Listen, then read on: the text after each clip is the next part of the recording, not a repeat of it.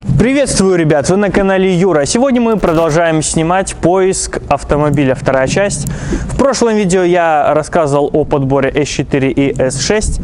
Но, честно говоря, не было мне такого огромного желания купить. Я, как вариант, если действительно машины будут стоящие, да, нужно присмотреться. Но, честно признаюсь, не было такого уже желания. Это, не входило в планы такой автомобиль. Но, как вариант, глянуть. А сегодня мы поговорим, как вы поняли из названия, про Audi A8 D3. Вот эту машину я уже так более серьезно осмотрел, потому что хотелось что-то нового. Там V8, все же A8, все поинтереснее автомобиль. И сразу же начал мониторить объявления, выбрал три варианта. Первый вариант и второй — это черная серая машина, они находились недалеко, серая вообще там через... в середине города, грубо говоря. Черная чуть подальше и серебристая машина, которая находилась в другой области, а через всю страну надо ехать туда. Черная сразу отмелась, потому что владелец честно признался, написал в описании, что проблемы с автоматом. Он неадекватно себя ведет, долго не переключает. Короче, в автомат надо лезть, в коробку. Машина стоит 6600, а если лезть в коробку и худшее развитие событий, то есть можно выйти практически в половину стоимости автомобиля. Но я уже загнул половину стоимости, серьезная сумма за $2000, то есть машина будет в 9. В 9, чтобы она ехала нормально. Не считая то, что... Как я буду дальше упоминать, типичные проблемы автомобиля. Там стеклоподъемник какой-то не работает, какой-то бардачок запал, либо там датчик на пневме. То есть все остальные проблемы, которые никуда не денутся в этом автомобиле. Но чтобы он хотя бы ехал нормально, нужна такая сумма. То есть, соответственно, это не рентабельно и неразумно, и нетипично. Сразу отметал этот вариант. Поехал смотреть серую. И сразу все автомобили, как на подбор, вышли 2003 года. 2003 черная была с BFL 3.7, а серая и серебристая 4.2 BFM. BFL и BFM это 4.2 и 3.7, по конструкции одинаковые двигатели. И многие путают, я на подборе A6C6 рассказывал, помяну и здесь, то, что BVG двигатель, который пошел с 2006 года уже, да, 4.2, 12,5 степень сжатия, на цепях, с непосредственным впрыском, там уже совсем другая история с этим двигателем. А BFL и BFM это 4.2 и 3.7. На ременном приводе ГРМ с распределенным впрыском, простые надежные моторы, и они живучие, вот все их и любят за это. А 4.2 BVG это уже совсем другая кухня, совсем другие вложения, так что не нужно путать. 4.2 на Audi A8 D3 это разные 4.2 могут быть. Единственное, что до рест это BFM, а в ресте BVG. Если грубо, то так. Но не совсем так, нужно более детально к этому подходить, но по сути так.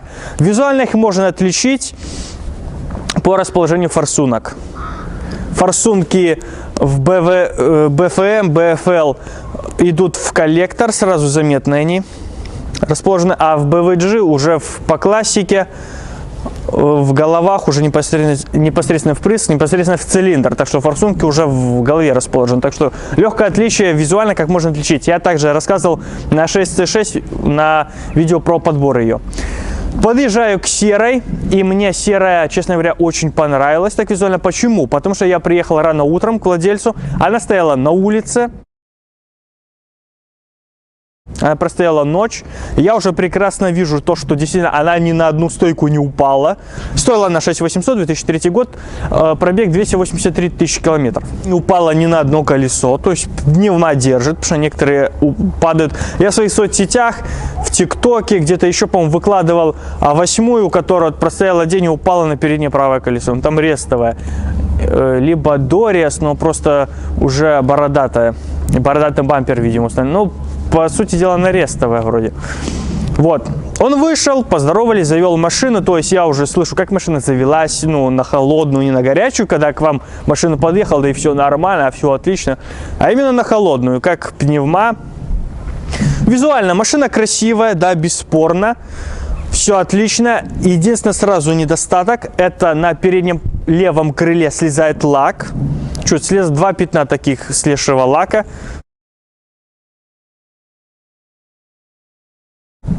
Не знаю почему, но тем не менее. На кромке над номером, на крышке багажника уже окислы. 2 окисла, сразу заметно неприятный момент. То, что порадовало, это новая зимняя резина Мишлены.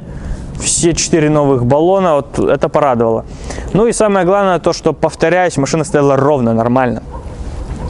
Подошел, завел, я говорю, сразу дерни капот, поднимает капот, смотрю, запотеваний нет, все с машиной хорошо. Владеет он ею год, как и все владеют год машинами. И с этими машинами проблема то, что у кого не спросишь, как купил, так и продаю. Ничего не знаю, все нормально. Говорю, ГРМ, когда менял предыдущий владелец, когда точно я тебе не скажу. Но здесь человек не обманывал, максимально честно говорил, как есть. Под капотом все максимально красиво, как это возможно. Там не вымыли подкапотное пространство, что мне нравится, продает действительно как есть. Запотеваний, подтеков нет. Легкая вибрация есть от двигателя, которая передается на кузов. Ну их у всех проблемы по опорам двигателя. Никто их не меняет. Ну а дальше подключаем компьютер и смотрим. Как я сказал, ошибки по подушкам, они у всех, никто их не меняет. По автомату ошибок нет, что меня очень сильно порадовало. По пневме есть ошибка. Задний правый датчик дорожного просвета. Из-за этого корректор фар гуляет, то есть из-за датчика он стоит 150-160 рублей. Я сразу помониторил бэушку. 150 рублей он стоит. Из-за того, что автомобиль не понимает, в каком положении находится стойка, и получается фары плавают. То есть в теории на техосмотре могут доколупаться к этому. Так, дальше ошибка по датчику загрязнения воздуха. Заслонка моросит правого центрального дефлектора. Левая передняя, то есть водительская обогрева ног. Переключатель освещения по ему ошибка выскочила. Левый стоп-сигнал, лампа не работает на заднем стопаке. Стеклоподъемник задний левый и ошибка еще по центральному замку задней левой двери. Но с централки все двери закрыты. Ну, видимо, какой-то глюк произошел. И мне понравилось то, что ошибки висят уже давно. Их никто не скидывал. И я уже вижу, действительно, может что-то скакануло. Может меняли аккумуляторы и ошибки загнались. Но ошибки висят достаточно давно. И так приятно было то, что действительно максимально долгая история сохраняется, уже можешь проанализировать, хоть что-то понять можно. Классика. Левый задний стояночный тормоз. Недостаточное сжатие. То есть нужно, по сути, моторчик задний левый снимать, чистить, смазывать, либо менять. Но менять еще не нужно. Раз недостаточно сжатия, можно еще его реанимировать. Ну, изношены задние колодки, CD-чейнджер не работает. И владелец сразу об этом сказал. Говорит, гонял к электрику, не заработал. Говорит, но я с MP3-шником музыку слушаю. Говорит, меня особо-то и не парит. Вот. По салону. В салоне сразу же смутило то, что порвано водительское сиденье. То есть уже для начала хотя бы надо накидки кинуть, чтобы не так позорно это выглядело. Вот в цвет найти, купить их можно, это не проблема. И еще по салону, знаете, когда мнешь кожу, такие мелкие царапины уже износ кожи. Ну, кто владел кожаным салоном, тот понимает, о чем я говорю. Когда растягиваешь кожу, сжимаешь, такие мелкие царапины, как паутина уже. Уже кожа трескается. Это уже от старости. Затерт руль. Мультимедиа работает. Регулировка руля работает. Обогревы работают. Жарит нормально.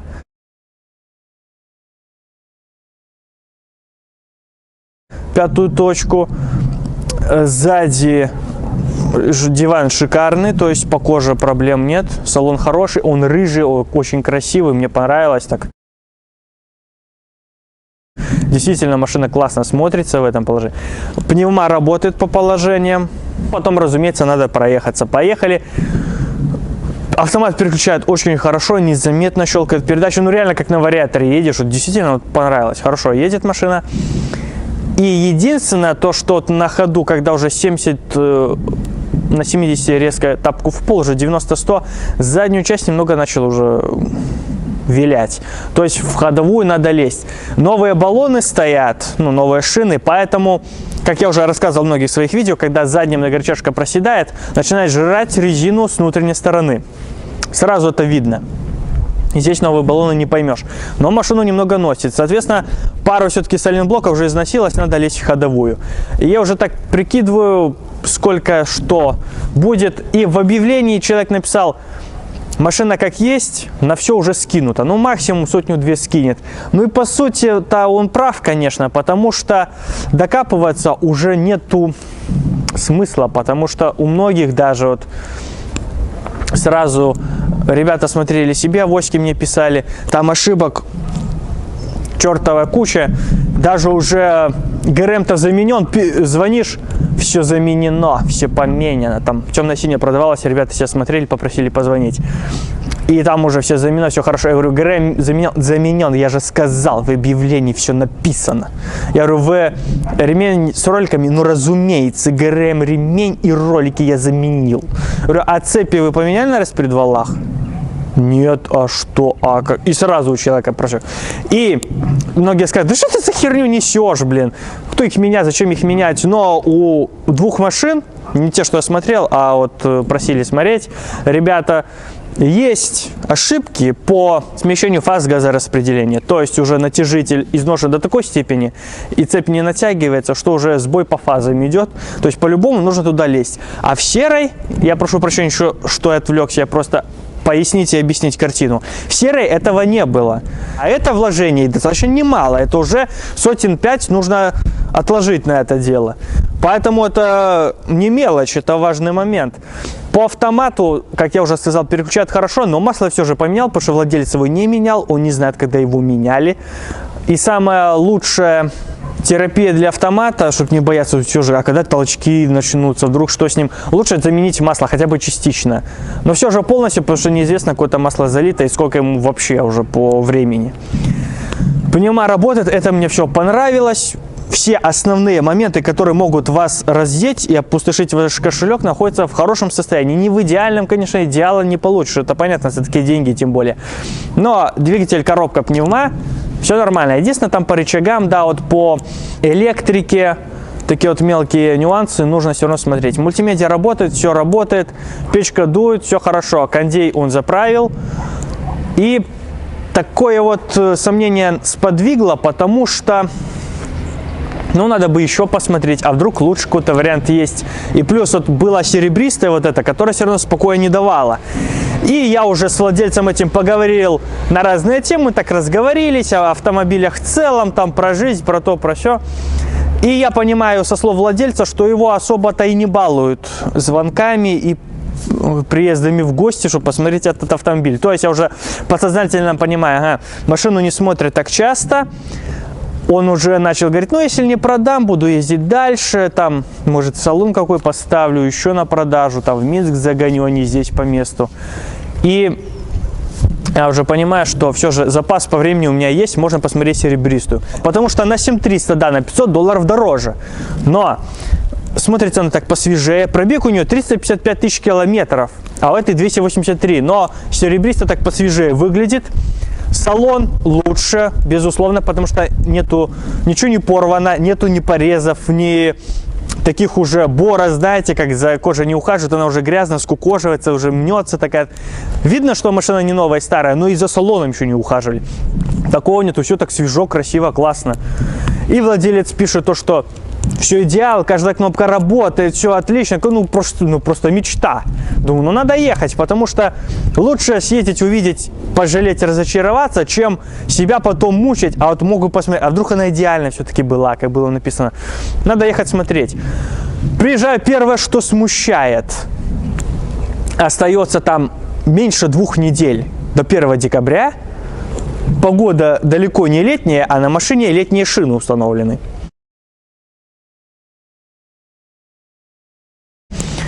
Звоню сразу ребятам, 18 баллона сколько стоит. Ну, говорит, самые дешевые, ну, как обычно, разобрали, 4 баллона нету, там 2 осталось, где-то даже 1.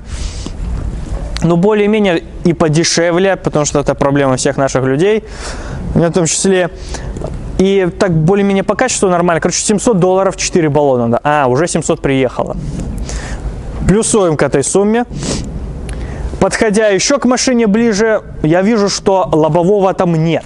просто нет от слова совсем. Оно есть физически, но по сути лобового нет.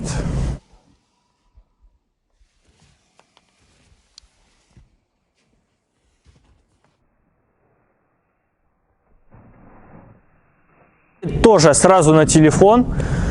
Ребятам звоню, которые они занимаются съемом, установкой, и также у них лобаши в наличии есть. Но говорят, я сказал, какая машина, они говорят, нужно желательно видеть уже саму машину, какое лобовое там. Ну, говорит, на скидку $300. Плюс-минус 300. Снять установку, сам лобаш, говорит, если там чуть за материал, ну, короче, в 300 уложишься по-любому. 700 за баллоны, 300 за лобаш, уже штука улетела. Машина в родной краске, крашены только бампера, но это нормально, это не критично. Действительно, обошел машину, смотрится она красиво, вопросов нет. Единственное, то, что есть потертость, не царапина, но такая потертость на переднем левом крыле и водительской двери.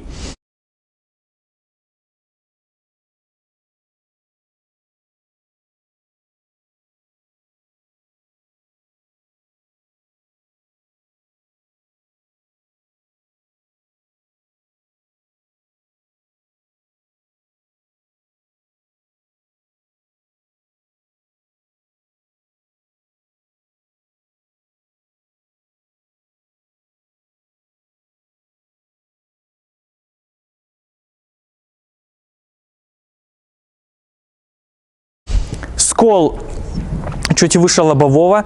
Сколы есть, естественно, на арках, на капоте, не критично, но от времени, от возраста уже сколы. Машине 20 лет почти, так что, ну, криминала в этом никакого нету.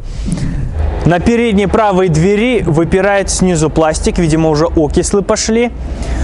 Дальше по фарам и ксенону работает, все красиво, все отлично, даже, по-моему, фары каким-то лаком покрыли. Красиво все, да, вопросов нет. Но подсветка номера не работает. Задние фонари треснуты, и они моргают еще. Не все диоды работают, они еще моргают, как светомузыка. То есть к фонарям уже нужно лезть. И фонари недешево стоят, сами диоды. Я уже тоже помониторил. Сумма хорошая, ну, конечно, она разбрасывается, скажем, по-своему. Нужно еще уточнять, в чем дело, но фонари уже неплохо стоят. Дальше по багажнику. Багажник, ну, немного вымазан, но почистить, помыть его будет красиво, да. Но вот боковые люки уже на саморезах. Это уже смутило, ну, что-то за ерунда, блин. По ходовой претензий нет. Рулевая рейка не люфтит.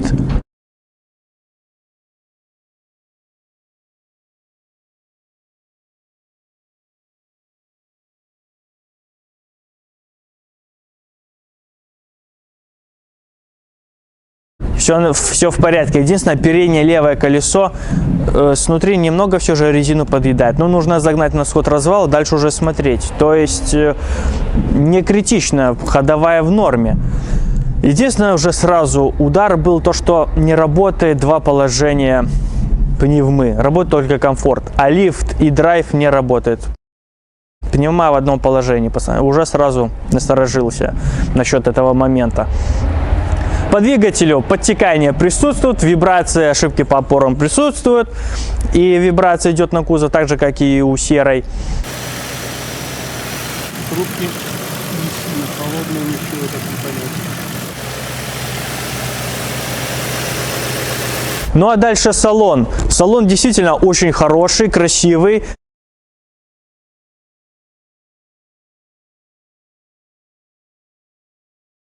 Не затерт, не порван. Ну и начинаем, подключаем компьютер, начинаем смотреть, что же там не так. Значит, первое, сразу было проверено по факту, не работает регулировка рулевой колонки. Эта штука не работает. Руль в одном положении. Не работает переднее правое сиденье, то есть все регулировки не работают. Куда ни щелкай, сиденье тоже стоит в одном положении.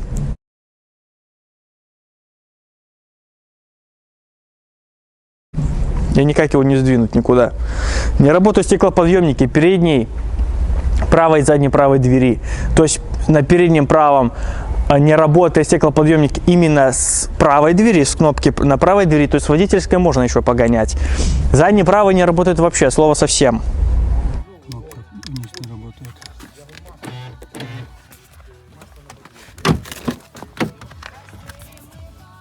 Это да, стеклоподъемник. Так, сломан центральный бардачок, да. Руль затерт, но не так сильно, то есть еще нормально было на... В сравнении с серой, все же здесь руль менее затерт, да. Если честно признаться, так оно и есть. Так, мультимедиа работала, да.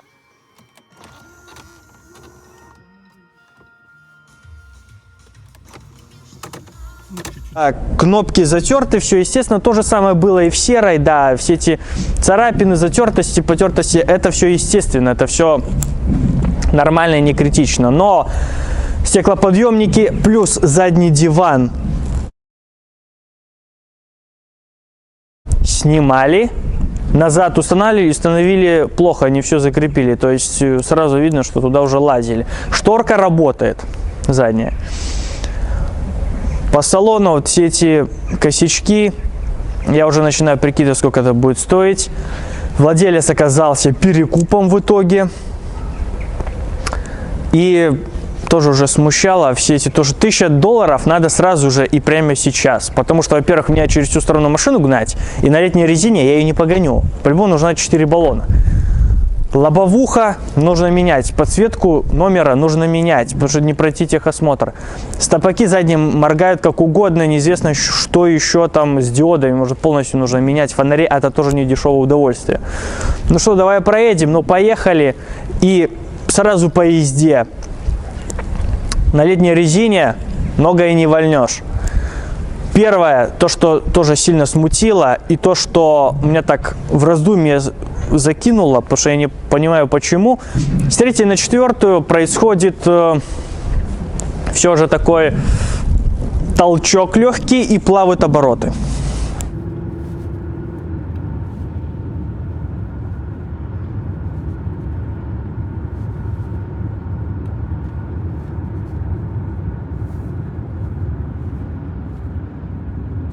На 50, там 100 оборотов, может больше, меньше там. Я не могу понять, потому что если сбой по фазам, смещение фаз газораспределения, как я уже упомянул чуть ранее, по натяжителю и цепи не натягивается, то есть сбой по фазам идет, то есть сразу выбивает ошибку. Если ошибка, ну, если проблема в автомате, там, вернее, еще по двигателю, если опять же по зажиганию проблем, то свеча, катушка тоже выбивает ошибку. Если по автомату, то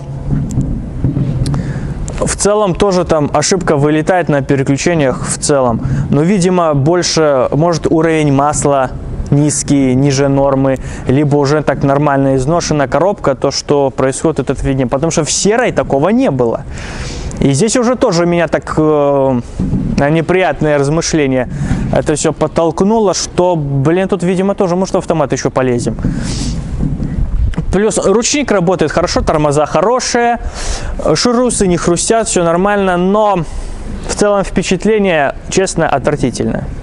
Потому что, во-первых, обман, а это я не люблю, лобовухи нету, все отлично, в описании написано, что работает каждая кнопка, работает там далеко не каждая кнопка, как оказалось. Ну и в целом я понимаю, что да, развод. Перекуп, ничего не скажешь.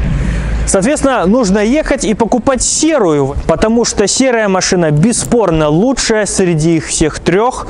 Это лучший вариант. Единственное, что все равно салон придется перешивать в похожий цвет, потому что переднее водительское сиденье порвано, как я сказал, и уже мелкие царапины есть, то есть переднее сиденье нужно перешивать. Ну, может, и заднее тоже, но нужно в похожий цвет, потому что потолок рыжий, торпеда, все должно быть в цвет, все красиво. И подобное видео я снимал с А8D2, там перешивали салон, $770 вышла работа плюс материал. Плюс все равно нужно заменить датчик, нужно вот по электрике эти все нюансы устранять. В любом случае машина встанет 8-8,5, это к бабке не ходи, так оно и будет. Но я опоздал. Я рассказывал про это на видео про B4. Именно эта машина ушла перед моим носом. Когда я пригнал вот B4 свой, я B4 пригоняю в салон, чтобы в зачет его дали. Я рассказывал на видео про B4, мне дали хорошую сумму, я аж кайфанул, думаю, о, хорошо, забирайте. И давайте сюда 8-ю.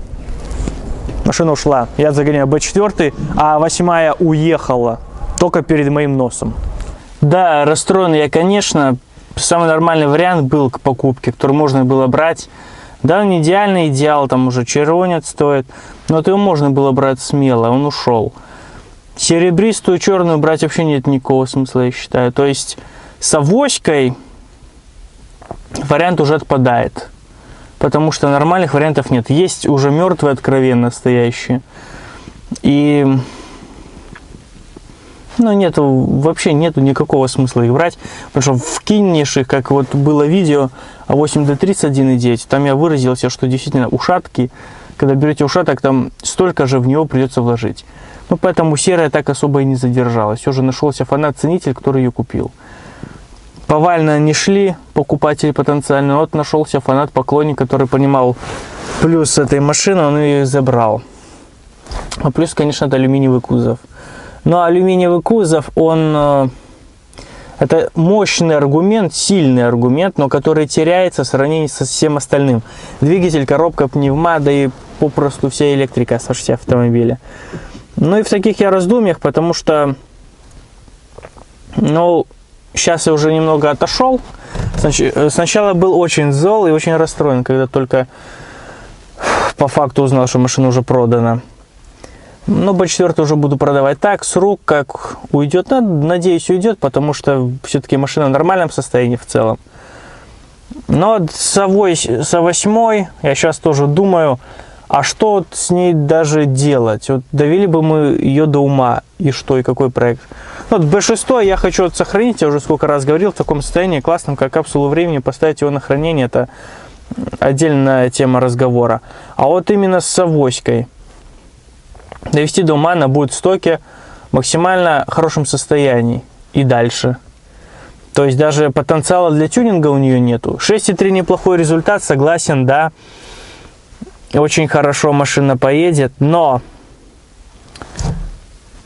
а 6.4, то, что я снимал, там 1.9, там за 300 сил, сейчас она настроится, там турбина аппетитная, обзор на нее был, она ее обгонит. То есть потом, соответственно, делать машину быстрее, потому что за 2-3 серии мы устраним эти недостатки, что были на ней, вот, на серой конкретно. Там поменяем датчик, все эти косяки устраним, там может салон придется переделать, и все. И машина останется такой же. Чиповать ее нету смысла, там максимум 20-25 лошадей с нее снимите. Положа руку на сердце, там V8 это старый жрущий атмосферник, вот старый жрущий.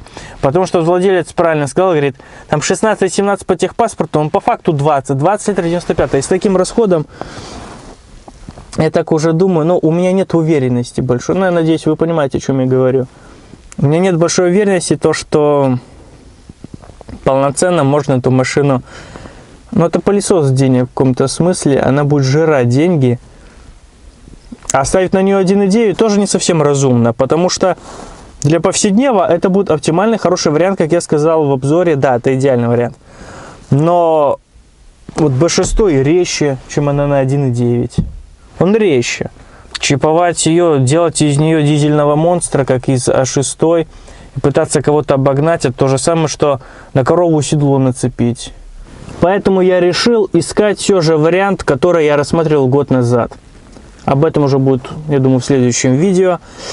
Потому что 20 литров расхода, это шикарно на теперешний момент, это очень затратно. И машина авоська, она будет дороже в эксплуатации, это бесспорно. Плюс старый жрущий атмосферник, то только восстановить стандарт. А потом только корчевать, колхозить и выкидывать двигатель, ставить какой-нибудь дизель. Это уже мало кому интересно, и фанаты просто заклюют. А более широкой аудитории это неинтересно будет, потому что все понимают, что содержать авоську это затратно. А эта машина обладает, скажем так, большим спросом, потому что у нее расход гораздо меньше, чуть больше, чем в 2 раза. Не в 2,5, но более чем в 2 раза меньше расход. Дешевле в эксплуатации, она весит легче, чем авоська, она 1,5 тонны весит. а авоська почти 2, то есть уже фора на массу, и у нее есть турбина, и с ней сюжетная линия будет длиннее, соответственно, потому что в любом плане машину нужно купить, довести ее до ума, какие-то косяки все равно будут, что БУ в любом плане всегда нужно вкладывать деньги в машину, но за счет того, что турбодвигатель, есть возможность тюнинговаться дальше. Я не буду строить монстра, вот как А6, С4 там за 300 сил, но есть потенциал, и возможно это сделать, не меняя двигатель, то есть двигатель стоит уже на автомобиле с завода, и просто его слегка конфигурацию модернизировать, чуть видоизменить, и машина поедет быстрее. Потенциал ваговских дизелей всем давно известен, хватает видео на канале по этому поводу. Самое главное, что приемлемый расход остается, не такая высокая стоимость содержания, как у А8, и за счет, да, менее объемный и менее мощный двигатель изначально, чем 4.2 V8, старый, но за счет V8, да, мощный, 6.3 достав, все же, да, действительно хороший результат, но за счет меньшего веса и возможности турбодвигателя можно сравняться в динамике, а то и обогнать. Но я не буду делать монстра, но я думаю, все равно проект будет интересным. Самое главное, что мне это будет интересно, потому что А8 восстановить, вот идея в чем? Восстановить можно А8, но не то, что восстановить, а устранить проблемы. Машина в неплохом состоянии, вот этой серой. Можно сделать, все будет работать, вложить, да, в нее деньги, но ездить каждый день, вот в этом я уже не уверен. Я думаю, вы поймете, о чем я. А более экономичный автомобиль и менее затратный, менее технологически сложный, он все равно будет популярней этим. И у него, да, есть потенциал, можно из него монстра сделать, если захотеть. Но у меня желания такого нету, не хочу уже над машиной настолько издеваться. Но по мне это интереснее, потому что это более реально, и машина большинству людей подходит на каждый день. Я думаю, все же такой проект будет интереснее. А на этом пока все. Какой вариант я буду искать, вы уже узнаете в третьей, заключительной части. Мы не останавливаемся на этом. Спасибо вам большое за внимание. Подписывайтесь на канал, ставьте лайки, подписывайтесь в соцсети, в телегу. Спасибо большое за внимание. Счастливо. Увидимся.